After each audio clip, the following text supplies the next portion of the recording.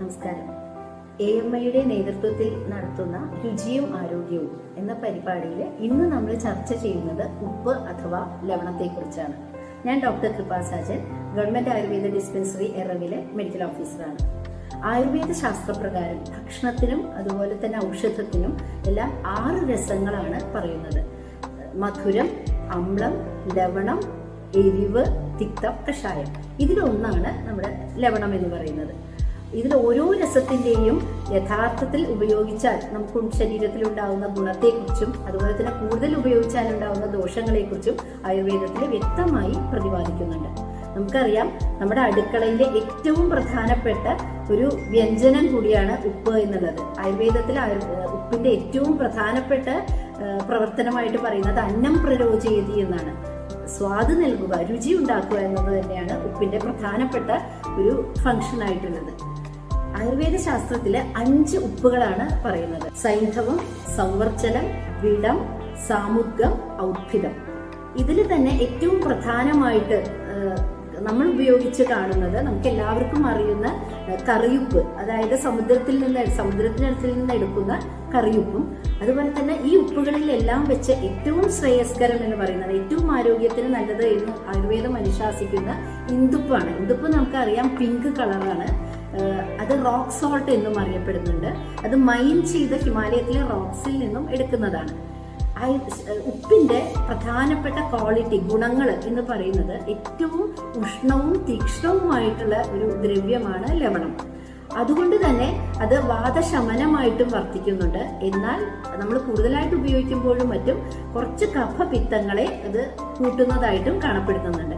ഇന്ദുപ്പിന്റെ കാര്യത്തിൽ ആ ഒരു പ്രക്രിയ അധികം വരുന്നില്ല. ഒരല്പം മധുരത്തിന്റെ ഒരു അനുപാതം കൂടി ഇന്ദുപ്പിൽ പറയുന്നത് കൊണ്ട് അത് ത്രിദോഷ ശമനമായിട്ട് വർത്തിക്കുന്നു. തീക്ഷ്ണ ഉഷ്ണമായതുകൊണ്ട് തന്നെ ഉപ്പ് സ്രോതോശോധനമാണ്. രോധങ്ങൾ, അതായത് ഒബ്സ്ട്രക്ഷൻസിനെ ഇല്ലാതെയാക്കുന്നതും അതുപോലെ മലത്തെ സ്രവിപ്പിച്ച് കളയുന്നതുമാണ് ഉപ്പ്.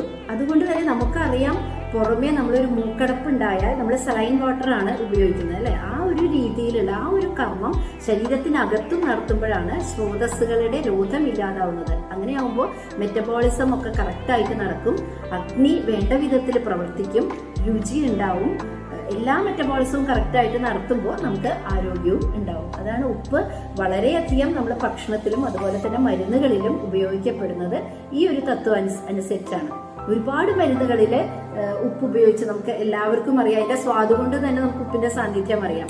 അഷ്ടചൂർണം, ഹിംഗുജാതി, മിക്കവാറും പ്രത്യേകിച്ചും വയറിന് സംബന്ധമായ ഒരുപാട് മരുന്നുകളിൽ ഉപ്പിന്റെ അഥവാ ഇന്ദുപ്പിന്റെ സാന്നിധ്യമുണ്ട്. അതുപോലെ കുറേയധികം മരുന്നുകളിൽ മെയിൻപൊടിയായിട്ട് ഉപ്പ് ഉപയോഗിക്കുന്നുണ്ട്. ചിരുലുവാലി കഷായം, സപ്തസാരം കഷായം, ഗന്ധർവസാരി, ഇതിലൊക്കെ നമ്മൾ മെയിൻപൊടിയായിട്ട് ഉപയോഗിക്കുന്നുണ്ട്. പിന്നെ പ്രധാനമായിട്ട് നേരത്തെ നമ്മൾ ആഹാരത്തിൽ സൂചിപ്പിച്ച പോലെ പഥ്യമായിട്ട് ഉപയോഗിക്കുന്നത്, നമുക്ക് എല്ലാവർക്കും അറിയാം, ഒരു ജ്വരം വന്നു കഴിഞ്ഞാൽ നമ്മൾ നല്ല ചൂടുള്ള കഞ്ഞി കുടിക്കുമ്പോൾ, ഉപ്പിട്ട് കുടിക്കുമ്പോൾ അവിടെ സ്രോതശോധനം വരും, നമ്മൾ വേർക്കും. അതുപോലെ തന്നെ വയറിളക്കം, ഛർദി, ഇതുപോലെയുള്ള ഇതിലെല്ലാം നമ്മൾ ഉപ്പിട്ട കഞ്ഞിയാണ് പ്രധാനമായിട്ട് പറയുന്നത്. ഇങ്ങനെ പഥ്യമായിട്ടും അതുപോലെ തന്നെ ഔഷധമായിട്ടും ഉപ്പ് ഒരുപാട് നമുക്ക് ഉപയോഗിക്കാൻ സാധിക്കുന്നുണ്ട്. ഇതുപോലെ തന്നെയാണ് ഉപ്പ് കൂടുതലായിട്ട് ഉപയോഗിച്ചാൽ നേരത്തെ പറഞ്ഞ പോലെ ഒരുപാട് പ്രശ്നങ്ങൾ നമുക്കുണ്ടാവും. നമുക്കെല്ലാവർക്കും അറിയാം, ഹൈപ്പർ ടെൻഷൻ, അതുപോലെ തന്നെ liver disease, kidney disease, osteoporosis, ulcer, ഇങ്ങനെയുള്ളതൊക്കെ ഉപ്പിന്റെ കൂടുതലായിട്ടുള്ള ഉപയോഗം കൊണ്ട് കാണാം. അതുപോലെ തന്നെ ഈ അസുഖങ്ങളുള്ള ആൾക്കാർ ഉപ്പിന്റെ ഉപയോഗം സാധാരണത്തേതിൽ നിന്നും അല്പം കുറയ്ക്കേണ്ടതും അത്യാവശ്യമാണ്. അതുപോലെ ആയുർവേദത്തിൽ പറയുന്ന മറ്റു ചില കാര്യങ്ങളാണ്. കൂടുതൽ ഉപ്പ് ഉപയോഗിക്കുന്നവർക്ക് കഷണ്ടി, അതുപോലെ തന്നെ നര, ഇതൊക്കെ കൂടുതൽ നേരത്തെ തന്നെ വരുന്നതായിട്ട് കാണപ്പെടുന്നു.